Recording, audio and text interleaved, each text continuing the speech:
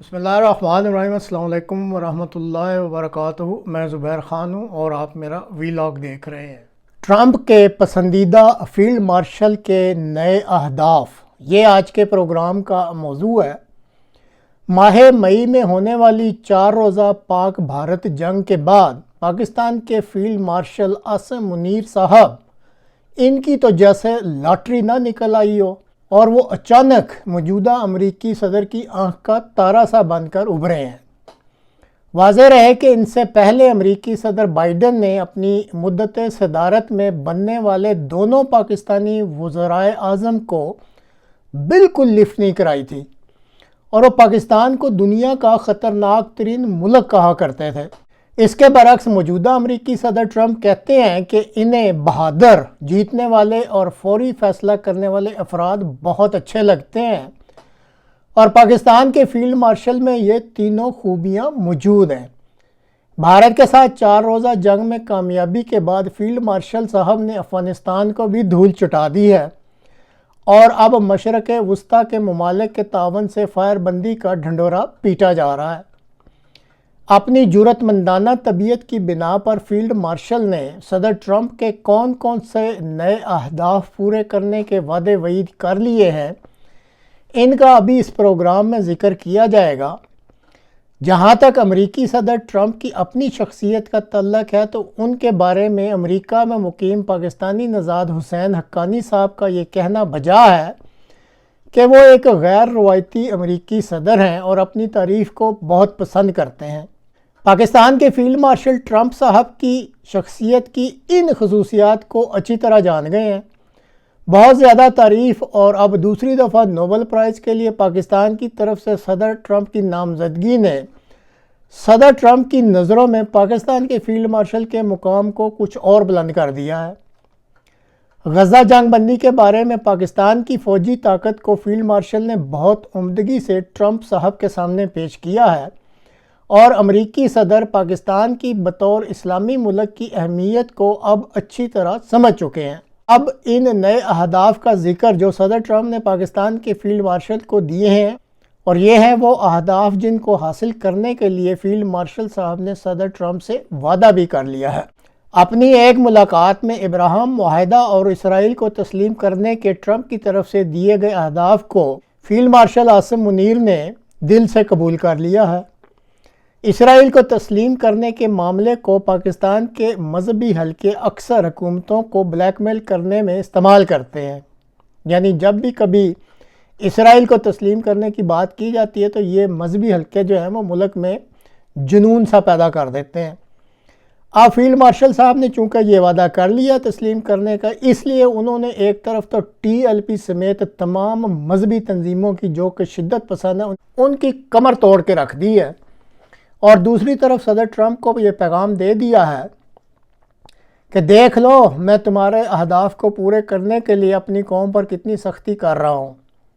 یعنی اپنی جو اہمیت ہے وہ صدر ٹرمپ کی نظروں میں بھی اور دماغ اور دل میں بھی بڑھا لی ہے۔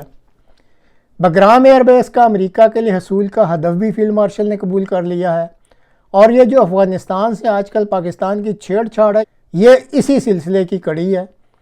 جلد ہی مشرق وسطیٰ کے جو ممالک ہیں وہ سارے مل کر امریکہ کے لیے اس ہدف کا حصول بھی ممکن بنا لیں گے اور ایک معاہدہ ہو جائے گا جس میں بگرام ایئر بیس جو ہے وہ امریکہ کو دے دیا جائے گا۔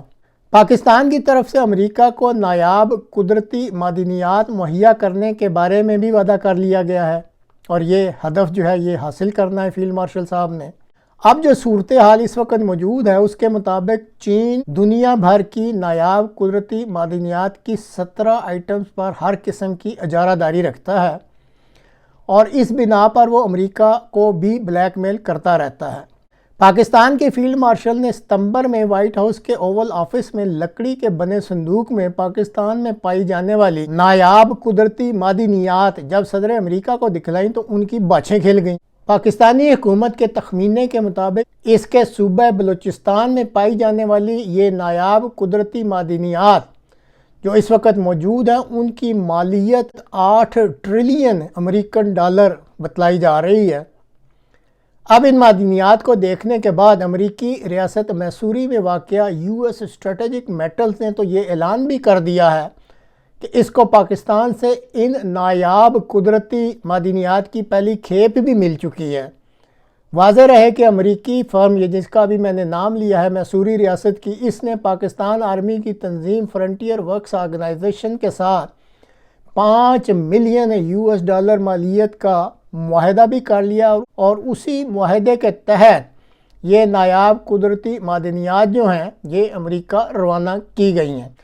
پاکستانی فیلڈ مارشل نے اپنی قابلیتوں کو استعمال کرتے ہوئے ٹرمپ صاحب کو اس بات پر بھی منوا لیا ہے کہ پاکستان کے ایران کے ساتھ بڑے اچھے تعلقات ہیں، اور پاکستان ایران اور امریکہ کے درمیان پیغام رسانی اور ہر معاملے میں ثالثی کا کردار بھی مؤثر طور پر ادا کر سکتا ہے۔ یاد رہے کہ سال 1971 میں یہ پاکستان ہی تھا جس نے امریکہ اور چین کے درمیان تعلقات قائم کروانے میں بنیادی کردار ادا کیا تھا، اور امریکہ کے ہنری کسنجر اور ماؤ زے تونگ میں ملاقات کروا دی تھی، اور پھر دونوں ممالک یعنی امریکہ اور چین میں تعلقات بھی قائم ہو گئے تھے۔ تو ناظرین، اس وقت تک یہ ہیں وہ چند اہداف جو بھی بیان کیے ہیں، جن کو پورا کرنے کے وعدے وعید ہیں جو کہ پاکستان کے فیلڈ مارشل نے امریکی صدر ٹرمپ سے کیے ہیں۔ اب رہا یہ سوال کہ اگر پاکستان کے فیلڈ مارشل صاحب ٹرمپ کے یہ اہداف پورے کرتے ہیں تو اس سے پاکستان کی معیشت اور عوام کو کیا فائدہ پہنچے گا؟ تو اس بارے میں عرض ہے کہ اگر ابراہیم معاہدہ اور اسرائیل کو تسلیم کرنا عربوں اور فلسطینیوں کو منظور ہے تو فیلڈ مارشل نے بہتر ہی فیصلہ کیا ہے۔ پاکستان کو کم از کم اتنا فائدہ تو ہوگا کہ شدت پسند مولوی جیسے یہ TLP والے ہیں، ان سے تو کم از کم قوم کی جان چھوٹ جائے گی۔ بگرام ایئر بیس اگر امریکہ کو مل جاتا ہے تو پاکستان کو ذرائع آمد و رفت کی فیلڈ کی معیشت میں فائدہ پہنچنے کا قوی امکان ہے۔ نایاب قدرتی معدنیات کا معاملہ بہرحال الجھا ہوا ہے کہ کون معاہدے کر رہا ہے، کون مالی فائدہ اٹھائے گا، جس صوبے سے یہ قیمتی معدنیات نکالی جا رہی ہیں کیا اس صوبے کے حالات بھی بہتر ہوں گے یا نہیں؟ یہ الجھاؤ بہرحال فیلڈ مارشل صاحب کو قوم کے لیے سلجھانا چاہیے۔ ایران امریکہ تعلقات میں بہتری کا بھی عوام پر مثبت اثر پڑے گا۔ عمومی طور پر پاکستان کے فیلڈ مارشل کے اقدامات نے پاکستان کی بین الاقوامی شہرت اور معیشت پر بہت بہتر اثرات ڈالے ہیں۔ یہ علیحدہ بات ہے کہ ڈاکٹر شہباز گل صاحب روزانہ ہی فیلڈ مارشل کا کاؤنٹ ڈاؤن کرتے رہتے ہیں اور دن گنتے رہتے ہیں کہ اب ان کے کتنے دن رہ گئے ہیں۔ اسی طرح ڈاکٹر معید پیرزادہ صاحب بھی فیلڈ مارشل کو پیٹتے رہتے ہیں۔ ایک میجر عادل راجہ صاحب ہیں، وہ اپنی علیحدہ سے ہی ڈفلی بجاتے رہتے ہیں۔ پاکستان کی 75 سالہ تاریخ بتاتی ہے کہ ایک دفعہ فوجی اقتدار قابو کر لیں تو وہ اسے کبھی بھی اپنی خوشی سے نہیں چھوڑتے۔ اب تک کے جو اقدامات فیلڈ مارشل کے ہیں وہ تو عوام کو منظور سے ہی لگتے ہیں، کیونکہ پاکستان میں فیلڈ مارشل کی کوئی بڑی مخالفت دیکھنے میں نہیں آ رہی۔ تاہم ماضی کا تجربہ یہ بھی بتلاتا ہے کہ کچھ عرصے بعد ان فوجی حکمرانوں کو ذلیل و خوار ہو کر گھر ہی جانا پڑتا ہے۔ اب موجودہ فیلڈ مارشل صاحب کا مستقبل کیا ہوگا یہ تو وقت ہی بتلائے گا۔ تو ناظرین، آج تک کے لیے اتنا ہی۔ خدا حافظ۔